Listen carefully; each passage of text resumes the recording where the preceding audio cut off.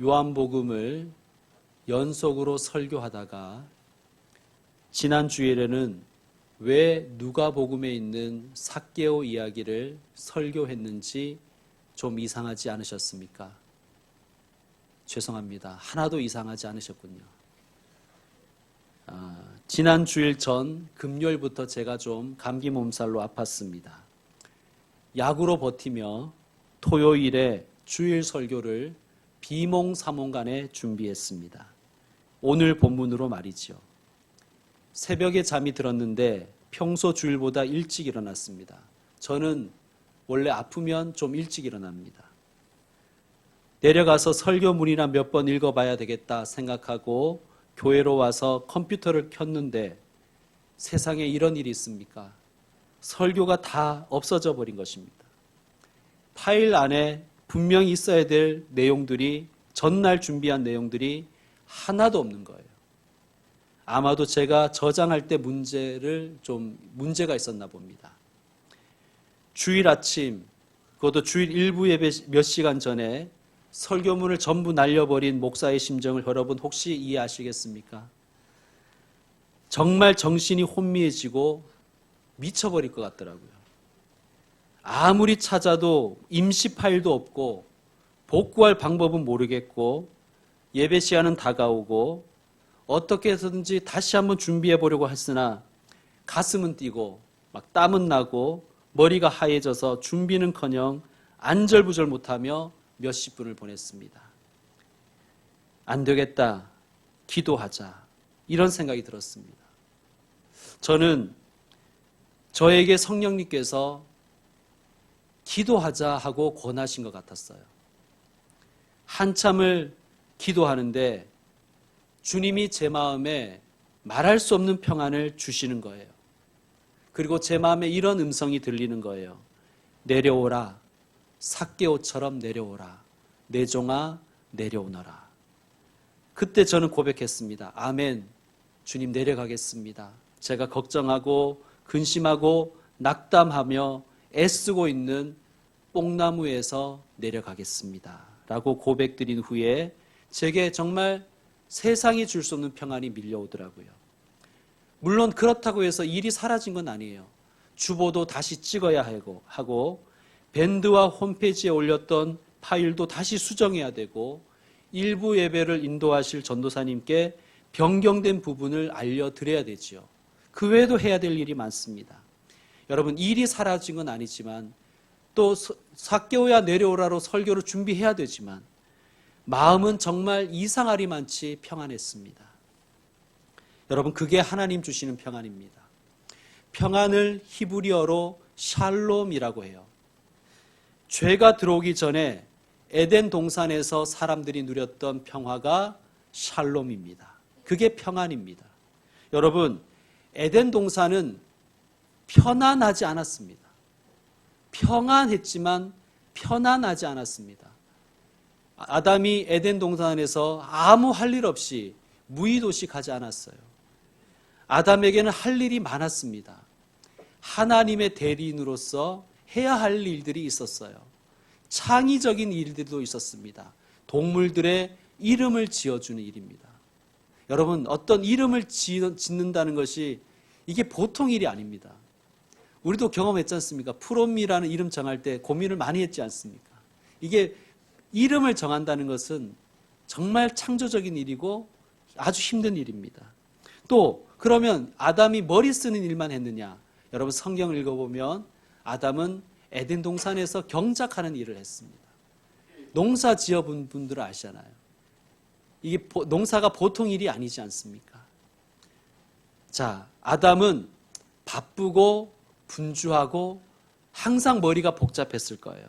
그러나 그의 마음에는 하나님 주시는 평안으로 가득했을 것입니다. 그것이 평안입니다. 저도 이 평안을 정말 잠시나마 경험한 것입니다. 여러분, 오늘 본문 27절을 여러분 한번 읽어주세요. 시작.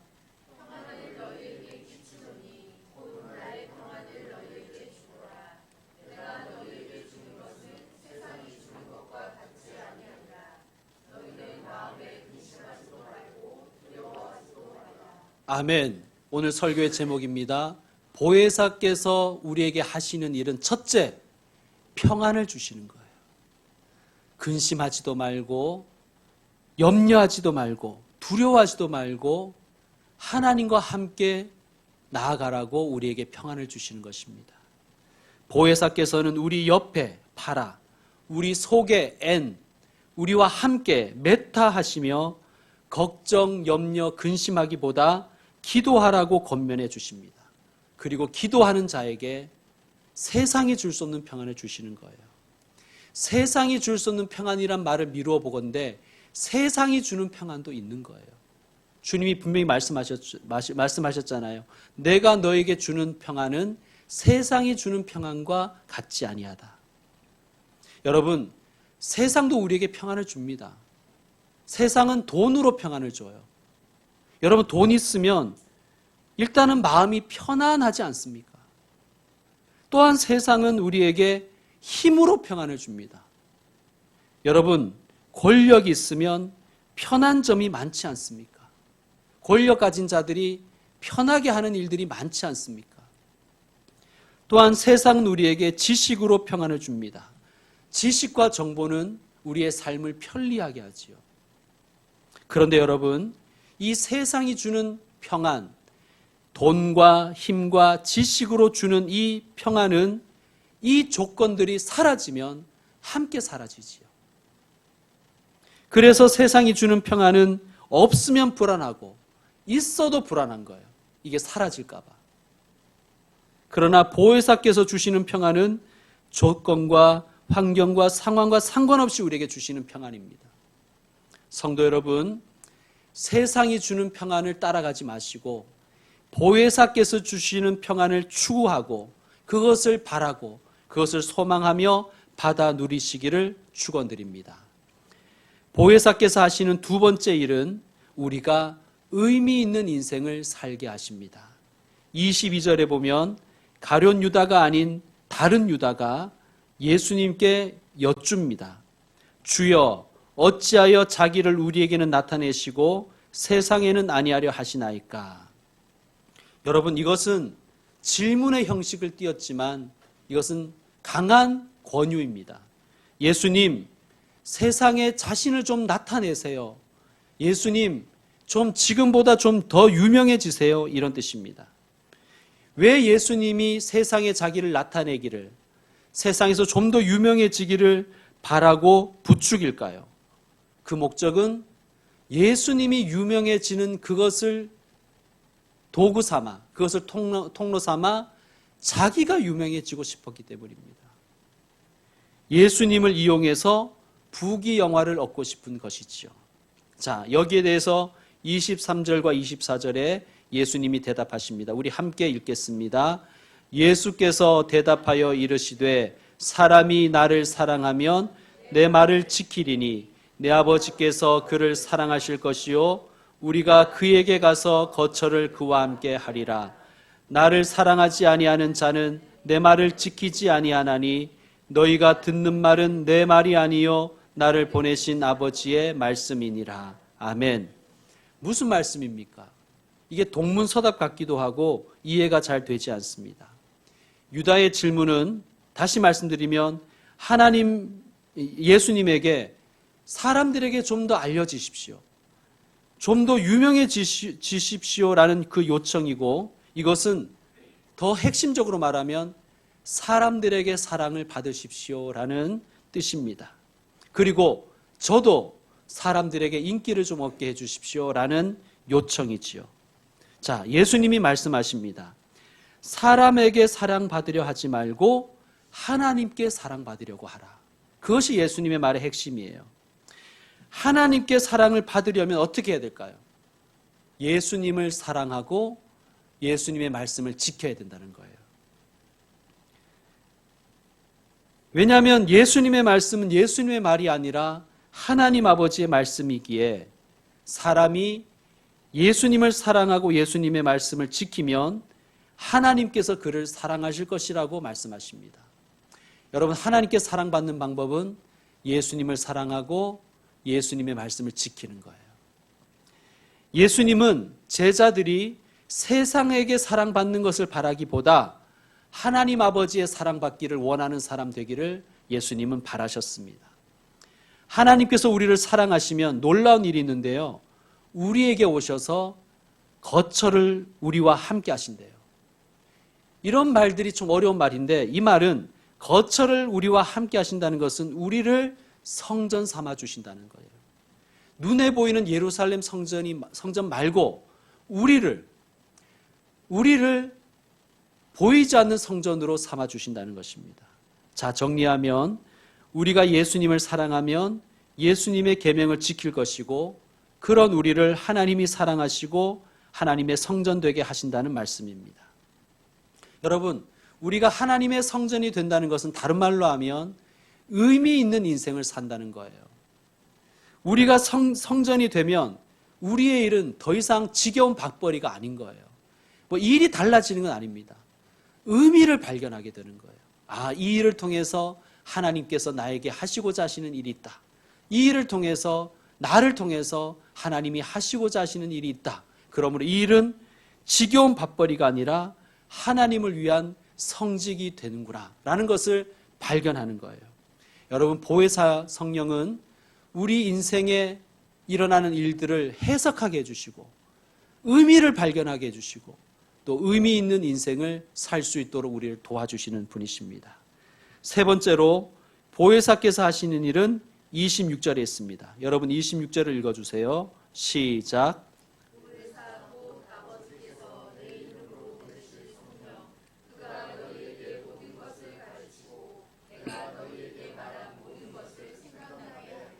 아멘. 보혜사께서 우리에게 하시는 일은 우리에게 모든 것을 가르쳐 주시는 일을 하시는 거예요. 그런데 문제는 모든 것을, 세상에 존재하는 모든 것이라고 생각해서 아이들을 학교에 보내지 않는 이상한 신앙을 가진 이들이 분명히 있다는 거예요. 이것은 본문을 오독한 것입니다. 예수님이 뒷문장에서 성령께서 가르쳐 주시는 모든 것이란 무엇인지를 구체적으로 알려주세요. 무엇입니까? 내가 너희에게 말한 모든 것을, 그것을 가르쳐 주시는데 어떤 방식으로 가르쳐 주시냐 하면 주입식으로 가르쳐 주시는 게 아니라 생각나게 하시는 방법으로 가르쳐 주신다는 거예요. 여러분, 보혜사께서 우리에게 하시는 일은 예수님이 말씀하신 것을 생각나게 하시는 거예요. 자, 어떤 사람이 저는 이제 성경대로 살겠습니다 라고 결심하고서 아침에 일어나서 눈을 뜨자마자 성경을 딱 펼칩니다. 그랬더니 이 말씀이 눈에 띄는 거예요. 너에게 남편 5이 있었고 지금 있는 자도 내 남편이 아니니. 너무 당황되잖아요. 그죠? 그래서 다시 취소, 다시 펼쳤습니다. 그랬더니 이런 말씀이 있습니다. 네가 하는 일을 속히 하라. 여러분, 말씀대로 산다는 것은 이런 뜻이 아닙니다. 성경을 무슨 화투 점 쳐보듯이 해보는 게 아니라 성경대로 산다는 것은 무엇이 예수님의 뜻일까 생각하며 사는 것입니다. 보혜사는 우리에게 말씀이 생각나게 하시고 그 말씀을 생각하게 하십니다. 그래서 성경대로 살도록 도와주시는 거예요. 네 번째로 보혜사께서 하시는 일은 우리에게 믿음을 주시는 것입니다. 자, 28절을 보십시오. 내가 갔다가, 예수님의 가심이 뭐라고 말씀드렸습니까? 예수님이 십자가, 부활, 승천을 의미한다고 말씀드렸어요. 자, 너희에게로 온다. 너희에게로 온다는 것은 무슨 뜻이라고 말씀드렸죠? 성령님의 오심을 뜻합니다. 하는 말을 너희가 들었나니 나를 사랑하였더라면 내가 아버지께로 감을 기뻐하였으리라. 아버지는 나보다 크심이라. 아멘. 하나님 아버지는 우리를 향한 위대한 구원의 계획을 가지고 계시고 또 예수님의 가심과 성령의 오심을 통해서 그 구원의 계획을 완성해 가시는 분이십니다. 그래서 예수님은 아버지는 나보다 크다고 말씀하신 거예요. 그러므로 하나님 아버지의 크심, 위대하심을 우리가 믿는다면 예수님의 가심은 제자들에게 슬픈 소식이 아니라 기쁜 소식, 복음인 것을 알게 된다는 뜻입니다. 여러분, 예수님의 가심, 예수님의 십자가와 부활과 승천은 그분을 믿고 사랑하는 이에게는 구원의 소식입니다. 기쁨의 소식입니다. 여러분께서 이 귀한 복음을 들으셨으니 믿고 살아가시는 분들 되시길 바랍니다. 예수님을 믿어야만 우리는 영생을 얻을 수 있습니다. 이 영생 얻는 믿음은 예수님이 가셔야만, 십자가와 부활과 승천을 하셔야만 성령님께서 우리에게 선물로 주실 수 있는 믿음이에요. 그러니까 복음을 믿는 믿음은 내게서 나온 것이 아니라 예수님이 가심으로 오신 성령께서 우리에게 선물로 주신 거라는 말씀입니다. 여러분, 예수님이 가시기 전에도 제자들은 예수님을 믿었지 않습니까? 그러나 그 믿음은 너무나 약한 믿음이에요. 자신들이 예수님을 잘 믿으면 출세할 수 있다고 생각하는 그런 믿음입니다. 그렇게 생각하다가 그들은 실족하여 넘어진 거예요. 왜? 자신의 기대와 자신의 생각과 예수님의 행보가 너무 다르기 때문입니다. 그래서 예수님을 부인했고 심지어 예수님을 팔아 넘기기까지 했지요. 하지만 예수님이 가시고 보혜사 성령님이 오시자 제자들의 눈이 밝아져서 그들에게 믿음이 생겨서 예수님을 바로 알게 되었습니다. 그러므로 여러분, 우리에게도 성령께서 오시기를 원합니다. 저와 여러분께도 보혜사께서 오셔서 바른 믿음 주시기를 원합니다. 그때 우리의 눈이 밝아질 것입니다. 그때 예수님을 정확하게 알 것입니다. 그리고 그 믿음을, 그 바른 믿음으로 예수님을 믿을 때 우리는 하나님 나라에 이를 줄로 믿습니다. 아, 예수님은 성경 말씀에 말씀하신 대로 십자가와 부활과 승천을 이루셨구나. 이 위대한 구원 사역을 하셨구나. 이 위대한 구원의 사역이 나를 위한 것이구나. 믿고 고백하시는 분들 되시기를 바랍니다. 예수님이 이 부분을 이렇게 다시 예언하십니다.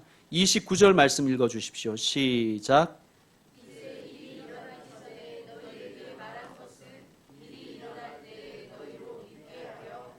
아멘. 이 말씀은 그분은 가실지라도 그분의 말씀은 남을 것이란 뜻입니다. 여러분, 건물도 낡아질 것이고 우리의 육신도 후패해 가겠지만 하나님의 말씀은 우리에게 남습니다. 그러므로 변함없는 하나님의 말씀을 읽고 그 말씀을 묵상하고 그 말씀을 공부하고 연구하고 여러분의 삶에 적용하십시오. 그것이 믿음인 줄로 믿습니다. 마지막으로 보혜사는 우리가 예수님의 부르심에 아멘으로 응답하여 예수님의 길을 함께 걸어가게 하십니다. 여러분 30절 말씀 읽어주세요. 시작.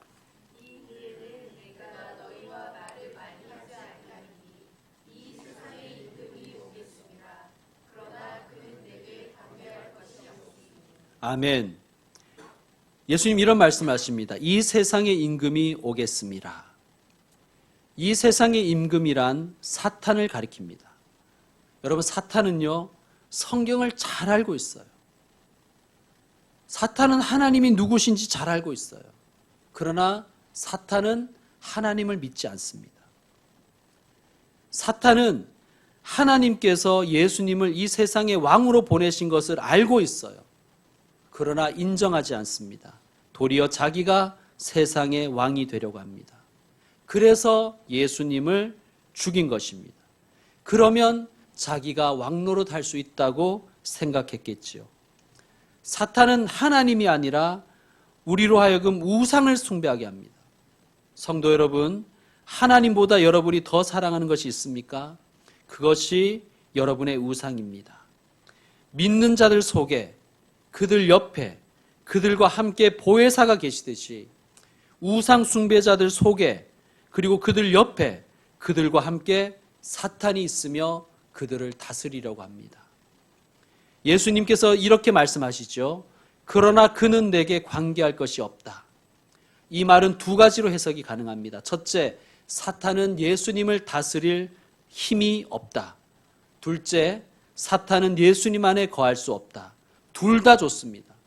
예수님은 오직 하나님께만 다스림을 받으십니다. 예수님 안에는 오직 하나님만 거하실 수가 있습니다. 우리 역시 예수님처럼 되기를, 예수님처럼 고백하기를 원합니다. 따라하십시다. 주님만 나를 다스리십니다. 내 안에는 오직 주님만 계십니다. 여러분, 이 고백으로 살아가시길 바랍니다. 자, 그러면 예수님께서 사탄으로 인해 돌아가신 사건을 어떻게 보아야 합니까? 31절입니다. 오직 내가 아버지를 사랑하는 것과 아버지께서 명하신 대로 행하는 것을 세상이 알게 하려 함이로라. 아멘. 예수님의 죽음은 아버지 하나님을 향한 사랑의 결과이라는 말씀입니다. 예수님은 하나님 아버지를 사랑하셨고 아버지께 순종하여 돌아가셨습니다. 하나님께 반역하고 불순종하는 세상에게 하나님을 사랑하는 것이 무엇인지 보여주시기 위해 돌아가신 것입니다. 무엇이 생명의 길이고 무엇이 우리로 하여금 하나님의 거처가 되게 하는 길인지를 알려주시기 위해서 돌아가신 것입니다. 예수님은 나를 사랑하고 나의 계명을 지키라고 제자들에게 명령하시기 전에 자신이 먼저 하나님의 계명을 목숨 바쳐 지키심으로써 아버지를 사랑하셨습니다. 예수님과 사탄의 가장 결정적인 차이는 바로 하나님을 향한 순종과 사랑의 여부입니다. 그렇다면 제자들도 순종과 사랑을 통해 이 세상과 가장 선명한 차이를 드러내야 할 책임이 있습니다. 예수님이 이 세상에 속하실 수 없었고 결국 세상의 미움을 받아 돌아가셔야 했듯이 제자들도 그렇게 될 수밖에 없고 또 그렇게 될 각오를 하라는 말씀입니다. 이것이 교회의 사명인 줄로 믿습니다. 예수님께서 제자들에게 말씀하셨습니다. 일어나라, 여기를 떠나자. 이 말씀은 실제로 장소 이동을 제안하신 말씀일까요? 장소 이동은 18장 1절에 가야만 나옵니다. 그러므로 이 말씀은 예수님께서 제자들에게 십자가의 길을 함께 가자고 권유하신 것으로 읽어야 될 줄로 믿습니다. 일어나라, 여기를 떠나자. 보혜사께서 하시는 일은 우리가 이 예수님의 말씀을 듣고 아멘하여 기쁨으로 주님의 길, 십자가의 길을 따르게 하는 것입니다. 그 길은 십자가의 길이라서 세상 눈에 보이기에는 실패와 죽음의 길이지만 성령께서 우리와 함께 하시며 우리 옆에서 우리 속에서 우리를 가르쳐 주시고 일깨워 주시면 십자가의 길이 생명과 승리의 길임을 알게 될 것입니다. 그리고 그 길을 사랑하게 될 것입니다. 자, 이제 말씀 마무리하겠습니다. 보혜사께서 하시는 일을 배웠습니다. 물론 성령께서 하시는 일 전부를 배운 건 아니에요. 본문을 통해서 보혜사께서 하시는 일을 우리가 배웠습니다. 첫째, 보혜사는 평안을 주십니다. 세상이 줄 수 없는 평안을 주시는 분이십니다. 두 번째, 보혜사는 인생의 의미를 발견하게 하시며 의미 있는 삶을 살게 하십니다. 세 번째, 보혜사는 말씀이 생각나게 하시고 그 말씀을 생각하게 하시며 말씀대로 살게 하십니다. 네 번째, 보혜사는 우리에게 믿음을 주십니다. 다섯 번째, 보혜사는 우리가 예수님의 길을 아멘하며 기쁨으로 따라가게 하십니다. 보혜사께서 역사하시는 믿음의 사람 되시기를 축원드립니다. 기도하겠습니다.